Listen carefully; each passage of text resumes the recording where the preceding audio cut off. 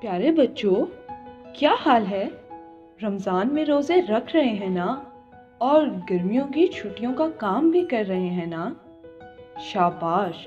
इसी तरह स्कूल का काम करते रहिए। बच्चों, स्कूल की छुट्टियों में आपने अपने टीचर्स को याद रखा है? टीचर्स को कॉल करके रमज़ान की मुबारकबाद दी? क्या कहा? भूल गए? नन्हे दोस्तों, खुशी के हर मौके पर अपने टीचर्स को याद रखा करें। यह असातिज़ा ही तो हैं जिनकी मेहनत से हम अच्छे इंसान बने हैं। हम पढ़ लिख सकते हैं और तालीम याफ्ता कहलाते हैं।